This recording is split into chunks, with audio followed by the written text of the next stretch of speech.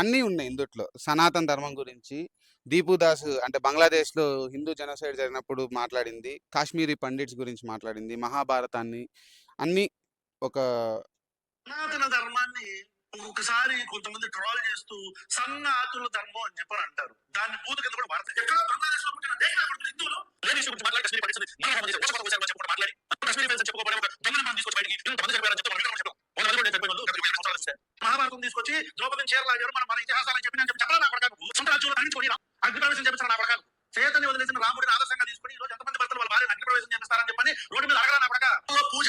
ఇప్పుడు ఇది హిందువుల గురించి, ఒక సనాతన ధర్మం గురించి ఆయన ఏం మాట్లాడాడు? నేనేం అనలేదన్నాడా? ఇప్పుడు మీకు వినిపించాను. ఆయన పలు సందర్భాల్లో హిందువుల గురించి, హిందూ దేవుళ్ళ గురించి, సనాతన ధర్మం గురించి ఏం మాట్లాడాడు?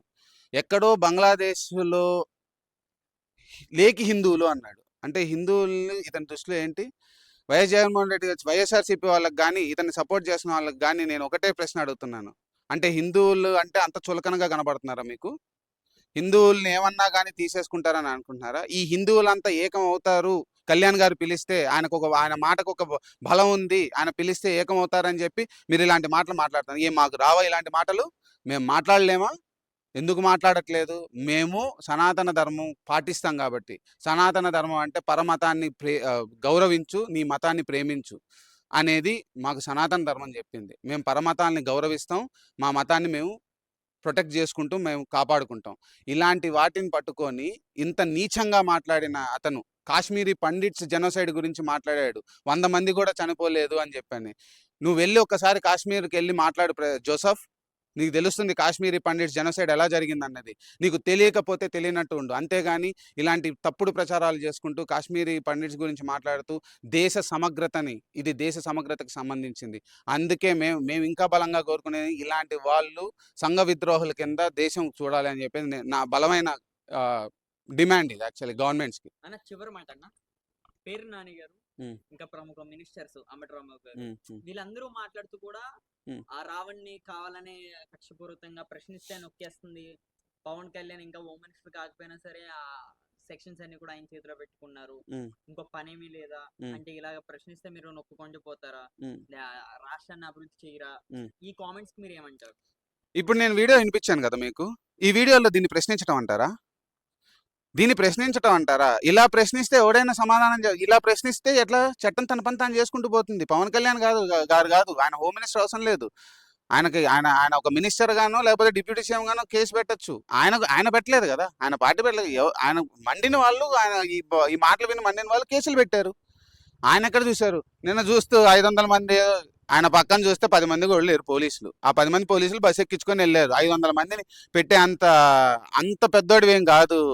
ఎందుకంటే మనం పెద్ద పెద్ద తీవ్రవాదులకే మన వాళ్ళు అంతమంది పోలీసులను ఎప్పుడు పెట్టలేదు. అలాంటిది నీ ఒక్కడి కోసం 500 మంది పెట్టుకుంటారు అనుకోవటం హాస్యాస్పదం జోసెఫ్. నువ్వు చాలా ఎక్కువ ఊహించుకుంటున్నావు నీ గురించి. నువ్వు చాలా చిన్నవాడివి. నిన్ను గనక ఎవరన్నా ఒక పావుగా వాడుకుంటుంటే నిన్ను ఇక్కడే వదిలేసి వెళ్ళిపోతారు. ఇది గుర్తుపెట్టుకో. మళ్ళీ చెప్తున్నాము, ఖచ్చితంగా మీరు ఏమన్నా ప్రశ్నించాలంటే ప్రశ్నించండి.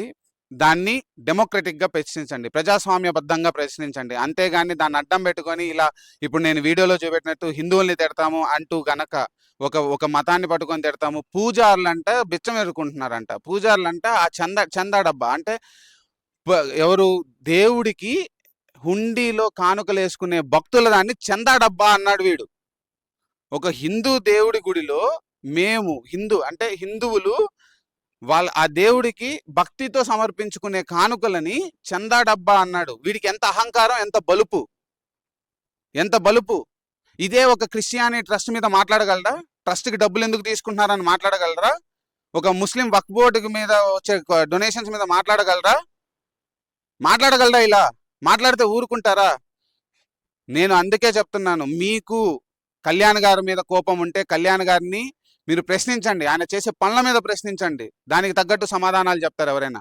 అంతేగాని ఆయన ఒక మతాన్నో లేకపోతే ఒక ధర్మాన్నో ఆయన పాటిస్తున్నారని చెప్పి ఆ ధర్మం మొత్తాన్ని చేస్తాము అంటే ప్రజలు చూస్తూ ఊరుకోరు. ఆయన కాదు, ప్రజలు ఊరుకోరు. ప్రజలే తగిన బుద్ధి చెప్తారు.